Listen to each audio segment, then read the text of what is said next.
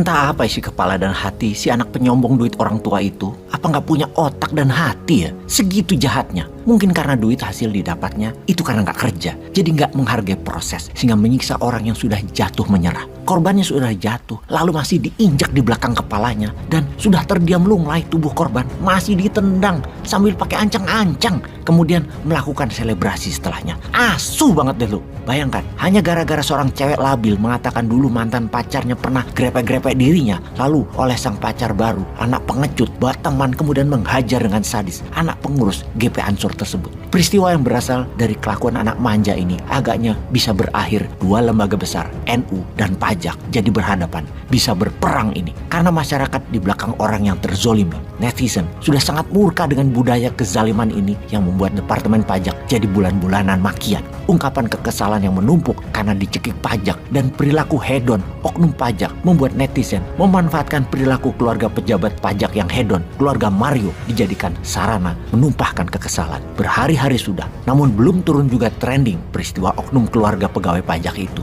Kalau kita perdalam, sesungguhnya yang jadi permasalahan bukan pembayar pajak yang saat ini karena teriak kesal. Namun sesungguhnya pemerintah dan negara lah yang harus bergerak mengawasi dan menindak oknum pajak. Karena perilaku pejabat tersebut, mereka mendiskon uang pajak masuk ke negara. Misalnya, dari uang 100 juta seseorang harus bayar pajak. Jadi cuma 50 juta masuk ke negaranya, yang 20 juta ke kantong oknum.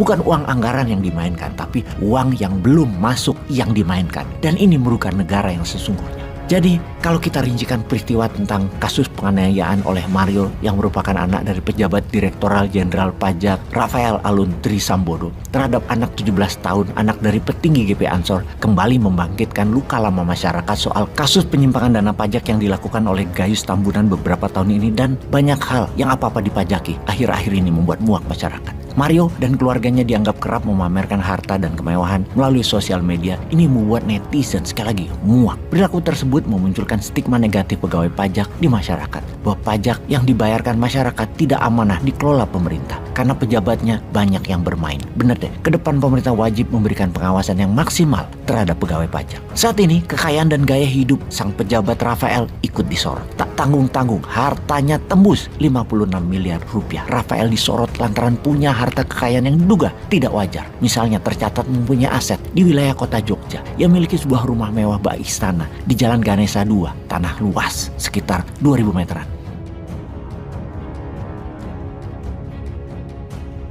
Rumah itu memang tampak mencolok dibandingkan dengan rumah warga lainnya. Dari segi ukuran pun demikian, terlihat lebih besar dan megah daripada rumah-rumah lainnya. Pagarnya tertutup rapat setinggi kurang lebih 3 meter dengan nuansa batu alam berwarna gelap dihiasi tumbuh-tumbuhan yang menjalar. Rata-rata rumah di sekitar sana adalah 300 sampai 400 meter persegi, tapi dia lebih besar. Kita kembali ke kronologi penganiayaan yang bermula tanggal 20 Februari 2023. Saat itu David dihubungi via WA oleh mantan pacarnya yang mau mengembalikan kartu pelajar. David pun Sherlock di mana dia sedang berada di rumah temannya. Kemudian ada mobil jeep hitam yang sudah menunggu di depan. Ada 4 orang di dalam mobil tersebut. Kemudian korban dianiaya di sebuah gang kosong dengan sadis. Diinjak di leher, ditendang di kepala. Dan ya seperti kita semua tahu, selebrasi dengan bangga menghajar orang yang tidak berdaya. Banci banget dah.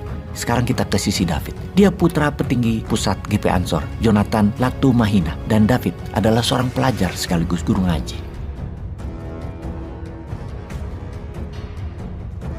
Kita dari sisi mobil yang dipakai Mario sekarang. Ternyata nunggak pajak mobil mewah bermerek Jeep Rubicon tersebut dengan nomor polisi B2571 PBP yang digunakan saat melakukan aksi penganiayaan. Wis lengkap iki perilaku oknum pajak ini. Harta perlu dipertanyakan, keluarganya tukang pamer, anaknya jahat dan sombong, gak bayar pajak kendaraan, dan gak bayar pajak pendapatan yang mana. Harta banyak datang dari mana kita juga gak tahu. Sudah susah kita berprasangka baik pada pejabat ketika menjabat hartanya melimpah ruah. Ya kalau berprasangka baik mudah-mudahan mertuanya tajir dan dia dapat warisan. Oke sahabat, bagaimana komentar sahabat? Masih percaya instrumen pajak? Atau seperti pendapat ulama NU, kalau berdasarkan referensi kitab kuning, kalau pajak masih diselewengkan, warga NU akan diajak oleh kiai-kiai untuk tidak bayar pajak. Tapi kalau pajak untuk rakyat, pajak untuk pembangunan, pajak untuk kebaikan, masyarakat NU taat bayar pajak. Tekanan sosial dan netizen ini penting demi pembelajaran supaya ke depan tidak terulang lagi kasus-kasus yang menyederai masyarakat seperti hal ini.